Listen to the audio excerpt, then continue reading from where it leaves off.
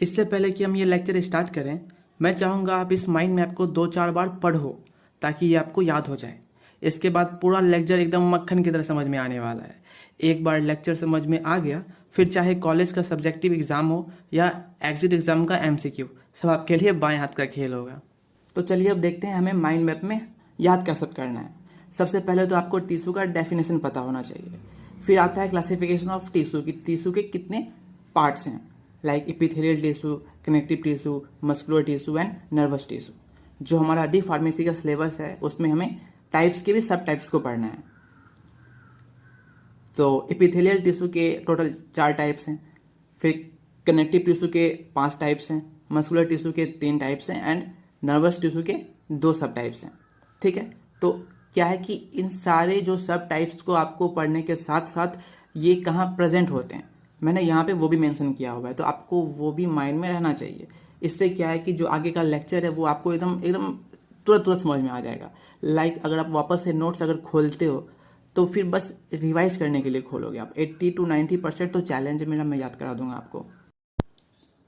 Hello everyone, आज का हमारा टॉपिक है tissue of the human body. जैसा कि हम लोगों ने चैप्टर 1 और चैप्टर 2 में भी टिश्यू के बारे में पढ़ा था, तो हमें कुछ बेसिक बातें पता है टिश्यू के बारे में। जैसे कि ग्रुप ऑफ सिमिलर सेल्स को टिश्यू बोलते हैं, जो कि एक स्पेसिफिक फंक्शन को परफॉर्म करते हैं। जैसे कि मसल टिश्यू हमें बॉडी को मूव करने में हेल्प करते हैं। नर्व टिश्यू हमें सोचने और सेंसेशन को फील करने में हेल्प करते हैं। सेंसेशन यानी कि ठंडा, गर्मी, taste, smell, pain, happiness etcetera. Epithelial tissue की बात करें तो ये आपके पूरे बॉडी को कवर करता है, जिसे आप स्किन बोलते हो। स्किन आपका ग्रुप ऑफ एपिथेलियल टिश्यू से बना हुआ है। साथ ही साथ एपिथेलियल टिश्यू आपके इंटरनल ऑर्गन्स को भी कवर करता है। बॉडी और इंटरनल ऑर्गन्स को कवर करने का पर्पस उनका प्रोटेक्शन है। उनको प्रोटेक्ट करने के लिए उनको कवर करता है। कौन कवर करता है? Epithelial tissue. ठीक है, यहाँ तक क्लियर है। कनेक्टिव टिश्यू की बात करें तो जैसा कि इसका नाम है कनेक्टिव टिश्यू, तो वो एक टिश्यू को दूसरे टिश्यू के साथ कनेक्ट होने में सपोर्ट करता है। साथ ही साथ स्ट्रक्चरल फ्रेमवर्क में भी सपोर्टिव होता है। अब देखते हैं इंपॉर्टेंस ऑफ टिश्यू क्या सब है। तो फर्स्ट है स्ट्रक्चरल सपोर्ट, पता है हमें। सेकेंड है फंक्शनल स्पेशलाइजेशन, ये भी पता है हमें कि एक ग्रुप ऑफ टिश्यू कोई एक स्पेसिफिक फंक्शन को ही परफॉर्म करता है। ठीक है, लाइक कॉन्ट्रैक्शन, कंडक्शन। कॉन्ट्रैक्शन यानी कि सिकुड़ना, कंडक्शन यानी कि अगर सर्दी है तो वहाँ पे हीट कंडक्ट करेगा, अगर गर्मी है तो वहाँ पे ठंड कंडक्ट करता है। ठंड कंडक्ट करने का मतलब होता है कि टेम्परेचर को मेंटेन करना। अगर आपको गर्मी लग रहा होता है तो जो आपका स्वीट ग्लैंड है वो पसीना रिलीज करता है, जिससे कि आपका बॉडी का टेम्परेचर मेंटेन हो सके। थर्ड है प्रोटेक्शन। अभी पढ़ा हमने कि एपिथेलियल टिश्यू को बॉडी के साथ साथ ऑर्गन्स को भी कवर करना होता है। क्या करने के लिए? प्रोटेक्ट करने के लिए। फोर्थ है रेगुलेशन, बॉडी के काफ़ी सारे फंक्शंस को कंट्रोल करता है, like temperature and pH। Fifth है रिपेयर एंड हीलिंग। देखिए अब यहाँ पे चैप्टर 1 और चैप्टर 2 में हमने पढ़ा था कि कैसे बॉडी में टिश्यू हीलिंग एंड रिपेयरिंग करके मसल गेनिंग में हेल्पफुल होता है। साथ ही साथ अगर बॉडी में कहीं चोट लग जाए या फिर कट जाए, वहाँ पर भी जो टिश्यू होता है वो हेल्प करता है बॉडी को हील होने में। टिश्यू को 4 पार्ट में क्लासीफाई किया गया है: epithelial tissue, connective tissue, muscular tissue and nervous tissue. Epithelial tissue जो कि बॉडी को कवर करता है, साथ साथ इंटरनल ऑर्गन्स को भी कवर करता है, हमने पढ़ रखा है पहले से। सेकेंड है कनेक्टिव टिश्यू। अगेन जैसा कि नाम है, टिश्यू को स्ट्रक्चरल सपोर्ट देने के साथ साथ अलग अलग टिश्यू और ऑर्गन्स को कनेक्ट और बाइंड होने में भी हेल्प करता है। फिर है मस्कुलर टिश्यू, ये हमें मूवमेंट में, कॉन्ट्रैक्शन एंड रिलैक्सेशन में हेल्प करता है। फिर है नर्वस टिश्यू, ये हर उस काम के लिए रिस्पॉन्सिबल है जो हम अपने माइंड से करते हैं, लाइक कम्युनिकेशन से लेकर के सेंसेशन तक। सेंसेशंस क्या होता है हमने अभी थोड़ा देर पहले ही पढ़ा। तो डी फार्मेसी के लिए PCI के वेबसाइट पर जो सिलेबस है उसके अकॉर्डिंग हमें इन चारों टिश्यू के बारे में पढ़ना है और इनके सब टाइप्स और उनके कैरेक्टरिस्टिक्स यानी कि विशेषताएं, उनके बारे में भी पढ़ना है। तो सबसे पहले हम कवर करेंगे एपिथेलियल टिश्यू को। जैसा कि हमें पहले से पता है कि एपिथेलियल टिश्यू कवर करता है हमारे वेरियस ऑर्गन्स को, ग्लैंड्स को और बॉडी सरफेस को। तो इसके कैरेक्टरिस्टिक्स क्या सब हो जाएंगे? फर्स्ट है forms a barrier against external factors. अब अगर एपिथेलियल टिश्यू आउटर सरफेस को कवर करेगा तो बाहर से कुछ अंदर जाना चाहेगा तो उसके लिए रुकावट तो क्रिएट करेगा ये, और इसका ऐसा करना हमारे प्रोटेक्शन के लिए सही भी है। सेकेंड है allows for exchange of substances. अब अगर आउटर मोस्ट लेयर है तो वॉचमैन का काम तो करेगा, जैसे सेल में सेल मेम्ब्रेन का काम होता है। और एक्सचेंज ऑफ सब्सटेंसेस कैसे होगा? एब्जॉर्प्शन और डिफ्यूजन से। थर्ड है प्रोवाइड प्रोटेक्शन एंड सपोर्ट, पता है हमें पहले से। फोर्थ है, देखिए फोर्थ पॉइंट जो है वो ध्यान से सुनना है, क्योंकि जो आगे इस टिश्यू का सब टाइप्स है उसके लिए हेल्पफुल होगा आपको। फोर्थ है may be specialise for secretion and absorption. कुछ ऐसे ग्रुप ऑफ टिश्यू होते हैं वो या तो सिक्रेशन के प्रोसेस में पार्ट लेंगे या एब्जॉर्प्शन के प्रोसेस में। सिक्रेशन के क्या सब एग्जाम्पल है? तो पहला है स्वीट ग्लैंड जो कि स्किन पे होता है, और स्वीट ग्लैंड क्या करता है? वो पसीना रिलीज करता है ना, स्वीट को रिलीज करता है। और क्यों करता है वो? क्योंकि बॉडी टेम्परेचर को रेगुलेट करना होता है। अगर आपको गर्मी लग रहा होता है तो आपको पसीना आएगा ताकि आपको थोड़ा सा राहत मिले। दूसरा है सलेवरी ग्लैंड जो कि मुंह में होता है ना, माउथ में होता है। सिगरेट क्या करता है? सलाइवा करता है। क्यों करता है? फूड को डाइजेस्ट करने के लिए। तीसरा है पैनक्रियाज जो कि एंजाइम और हार्मोन्स को रिलीज करता है। चौथा है इंटेस्टाइनल ग्लैंड। इंटेस्टाइनल ग्लैंड है तो कहाँ पे होगा? वो इंटेस्टाइन में होगा। कौन से इंटेस्टाइन में? तो स्मॉल इंटेस्टाइन में, जो कि डाइजेस्टिव एंजाइम को सीक्रेट करेगा। अब एब्जॉर्प्शन के क्या सब एग्जाम्पल हैं? तो पहला है स्मॉल इंटेस्टाइन। स्मॉल इंटेस्टाइन में क्या सब होगा? क्या फंक्शन होता है स्मॉल इंटेस्टाइन का? कि वो फूड को डाइजेस्ट करता है और फिर उसे एब्जॉर्ब करता है उसके अंदर का न्यूट्रिशन को। दूसरा है लंग्स एल्वियोलाई, यानी कि लंग्स का एल्वियोलाई, वो क्या करेगा?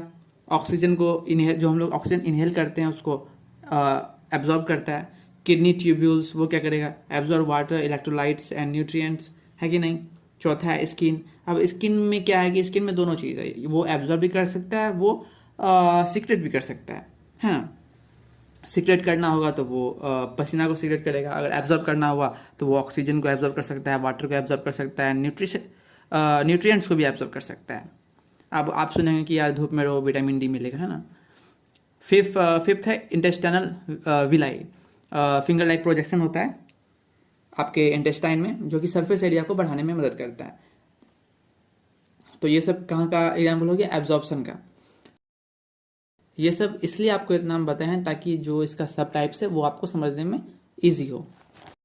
चलिए अब चलते हैं एपिथेलियल टिश्यू के सब टाइप्स की ओर, जो कि 4 टाइप्स के हैं। Squamous epithelium, cuboidal epithelium, columnar epithelium and glandular epithelium.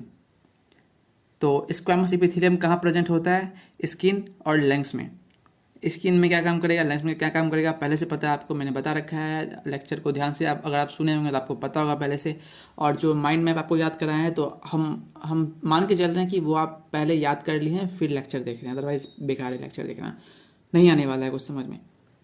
फिर है क्यूबॉइडल एपिथेलियम, ये कहाँ पे प्रेजेंट होता है? किडनी में, सलेवरी ग्लैंड में। फिर है कॉलम्नार एपिथेलियम, ये कहाँ प्रेजेंट होता है? इंटेस्टाइन में एंड रेस्पिरेटरी ट्रैक में।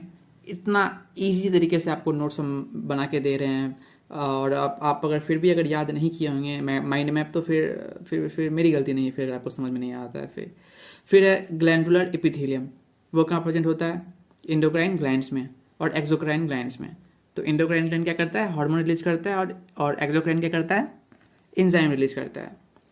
अब आगे एपिथेलियल टिश्यू के सब टाइप्स के डेफिनेशंस हैं, जैसे कि स्क्वैमस एपिथेलियम। कुछ स्टूडेंट ऐसे होते हैं जिनको डेफिनेशन याद रखने में प्रॉब्लम होता है, तो डेफिनेशन के साथ साथ इस डेफिनेशन को हम पॉइंट वाइज भी यहाँ पे प्रेजेंट कर दिए हैं आपके लिए, ताकि अगर आपको डेफिनेशन याद रखने में प्रॉब्लम हो रहा है तो आप पॉइंट वाइज याद कीजिए, और एग्जाम में पॉइंट वाइज को ही आप पैराग्राफ में चेंज करके लिख सकते हैं।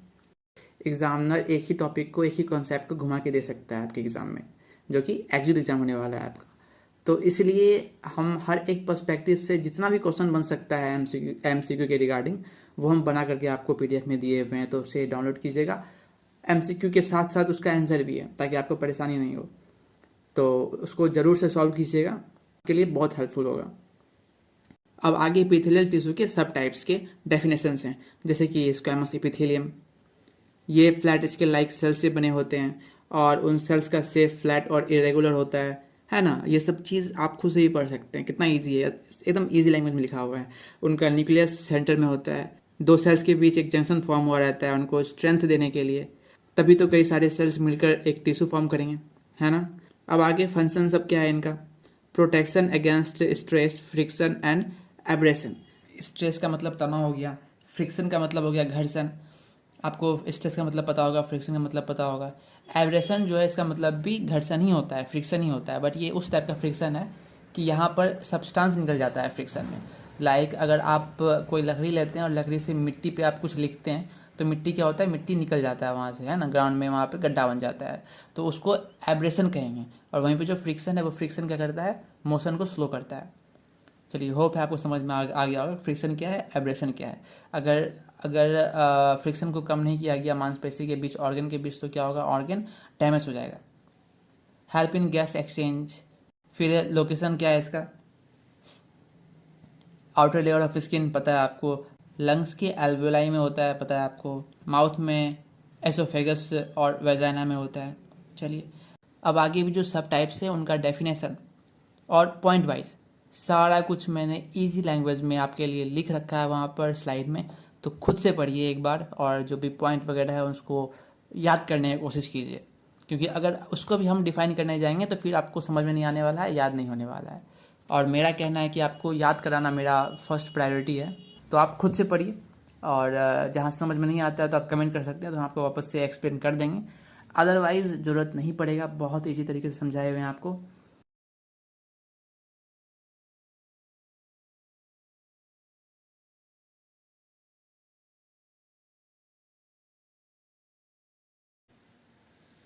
नेक्स्ट है कनेक्टिव टिश्यू।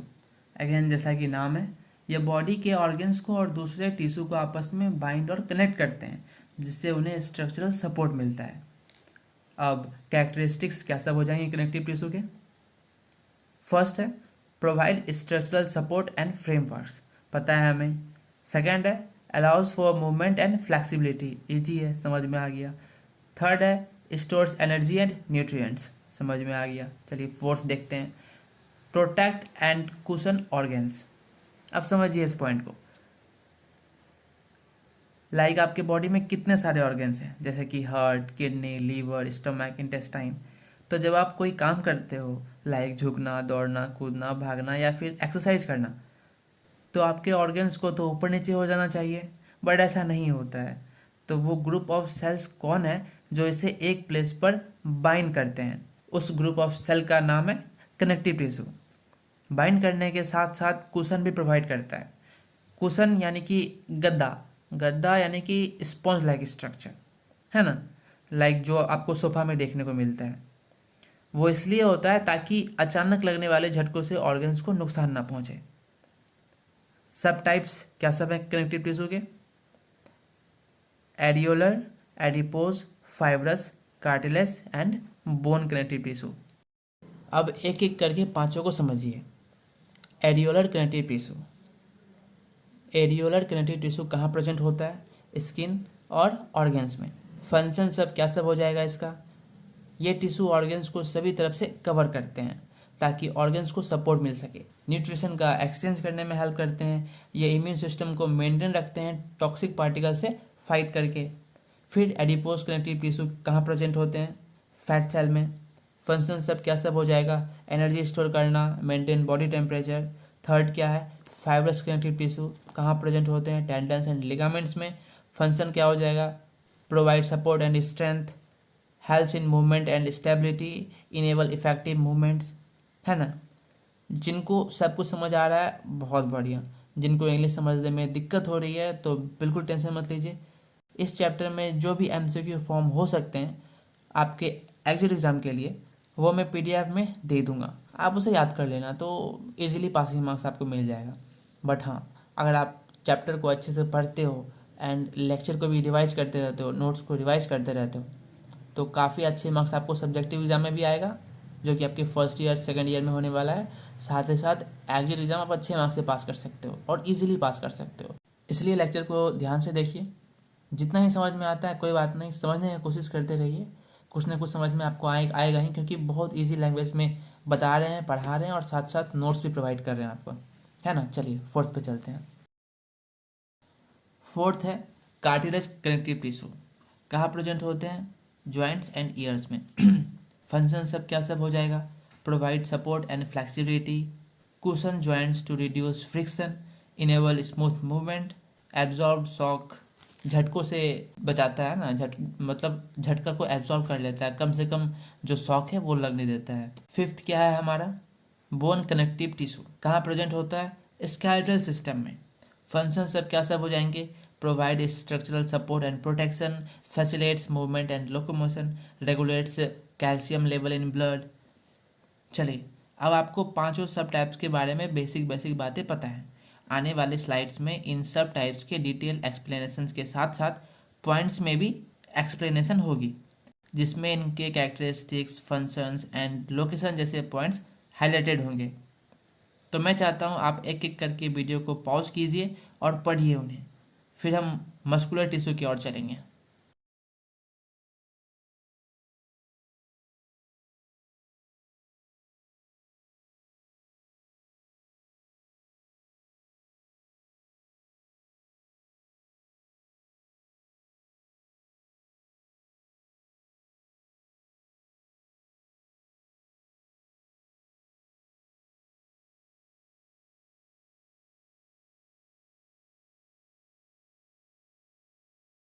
नेक्स्ट है हमारा मस्कुलर टिश्यू। ये रिस्पॉन्सिबल होता है हमारे मसल्स के मूवमेंट में, like contraction and relaxation. Characteristics क्या सब हो जाएंगे? इनमें इलास्टिसिटी होती है, और इलास्टिसिटी होने के कारण ये क्या सब करने में कैपेबल होंगे? खुद को कॉन्ट्रैक्ट करके शॉर्ट हो सकते हैं और स्ट्रेच करके एक्सटेंड। एक्साइटेबिलिटी का मतलब इलेक्ट्रिक इम्पल्सेस जनरेट करके रिस्पॉन्ड करना एक्सटर्नल स्टिमुलाई से। वो मसल कैसे करेगा? कॉन्ट्रैक्शन एंड रिलैक्सेशन से। सब टाइप्स क्या सब हैं? Skeletal muscle tissue, smooth muscle tissue and cardiac muscle tissue. चलिए फर्स्ट सब टाइप से स्टार्ट करते हैं। स्केलेटल मसल टिश्यू कहाँ प्रेजेंट होते हैं? हमारे आर्म्स में, लेग्स में और भी बॉडी पार्ट्स के मसल्स में, जो कि आप आगे डिटेल एक्सप्लेनेशन में पढ़ सकते हो, जिनका यूज करके हम खुद को एक प्लेस से दूसरे प्लेस तक मूव करते हैं या फिर कोई काम करते हैं। यहाँ पर एक बात ध्यान में रखिएगा, बहुत इंपॉर्टेंट बात है यहाँ, ये एग्ज़ाम में आने का बहुत हाई प्रोबेबिलिटी है। स्केलेटल मसल टिश्यू जिस भी बॉडी पार्ट में रहता है, उस बॉडी पार्ट को हम अपनी मर्जी से मूव कर सकते हैं, उस पर हमारा विल चलता है, हमारा मर्जी चलता है। लाइक हमको अगर अपने हाथ को उठाना है या फिर एक पेन है तो पेन को उठाना है तो अपनी मर्जी से उठा सकते हैं कि हाँ चलो हमको पेन को उठाना है। तो यहाँ पर स्केलेटल मसल टिश्यू है जो हमारी मर्जी से मूव कर सकता है। वहीं पे जो स्मूथ मसल टिश्यू होते हैं वहाँ पे हमारा विल नहीं चलता। चलिए हम आगे पढ़ते हैं अभी उनके बारे में।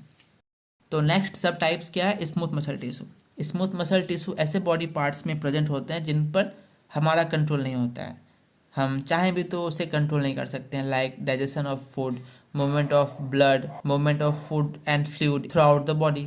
तो यहाँ पे हमारा बिल्कुल भी कंट्रोल नहीं रहता है, हम चाहें भी तो फूड को डाइजेस्ट होने से नहीं रोक सकते। एक बार हम लोग खा लिए तो वो फूड खुद ब खुद डाइजेस्ट होगा ही होगा, है ना। हमारे बॉडी में जो ब्लड वगैरह फ्लो कर रहा है, हम लोग चाह कर भी डायरेक्शन को रिवर्स नहीं कर सकते हैं, है ना, खुद ब खुद होगा वो सब। लास्ट है कार्डियक मसल टिश्यू। यहाँ पर वर्ड आ रहा है कार्डियक, तो ये किससे रिलेटेड होगा? हार्ट से। ये टिश्यू हार्ट के वाल में प्रेजेंट होता है, जो हार्ट में ब्लड को पंप करने में क्रूशियल रोल प्ले करता है। अब अगर ये ब्लड पंप कर रहा है तो ब्लड प्रेशर भी तो यही मेंटेन करेगा, तो ये भी इसका एक फंक्शन है। हमारा हार्ट बीट एक रिदम में होना चाहिए, मतलब दो हार्ट बीट के बीच का जो टाइम इंटरवल है वो सेम होना चाहिए।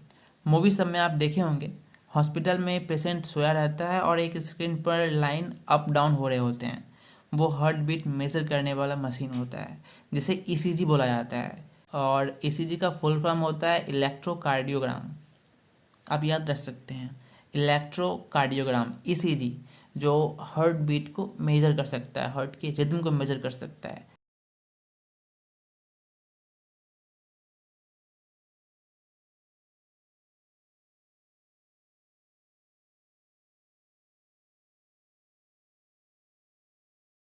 लास्ट है हमारा नर्वस टिश्यू।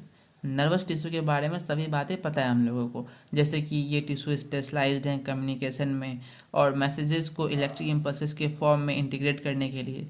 इंटीग्रेट करने का मतलब है, सपोज आप कोई गर्म चीज़ को बाय मिस्टेक टच कर लेते हो, तो ये इन्फॉर्मेशन कि वो ऑब्जेक्ट गर्म है ब्रेन तक किसने पहुंचाया? वो नर्व टिश्यू था। फिर ब्रेन ये मैसेज मसल टिश्यू तक पहुंचाता है, तो फिर जो हमारा मसल है वो कॉन्ट्रैक्ट करके आप झटके से हाथ पीछे करते हो। तो ये जो सारा प्रोसेस हुआ, तो वो सारा प्रोसेस को ही कहा जाता है इंटीग्रेट करना, इलेक्ट्रिक इम्पल्सेस के फॉर्म में इंटीग्रेट करना। फिर जो कैरेक्टरिस्टिक्स हैं उनमें यही सब बातें हैं। सब टाइप्स दो होते हैं, न्यूरॉन्स यानी कि नर्व सेल, एंड सेकेंड है न्यूरोग्लिया सपोर्टिव सेल। एक सेंटेंस में अगर दोनों को डिफाइन करूँ तो जो न्यूरॉन्स होते हैं वो एक्सटर्नल स्टिमुलाई से रिस्पॉन्ड करके इलेक्ट्रिक इम्पल्सेस जनरेट करते हैं और हमें communication, sensory information, muscle control, neural communication, इन सब फंक्शन को परफॉर्म करने में हेल्प करते हैं। वहीं जो न्यूरोग्लिया टिश्यू है वो बस न्यूरॉन्स को सपोर्ट करता है, लाइक स्ट्रक्चरल सपोर्ट, एंड साथ साथ प्रोटेक्ट भी करता है न्यूरॉन्स को। ये नॉन न्यूरॉन सेल्स होते हैं। बाकी का डिटेल एक्सप्लेनेशन आप आगे पढ़ सकते हो।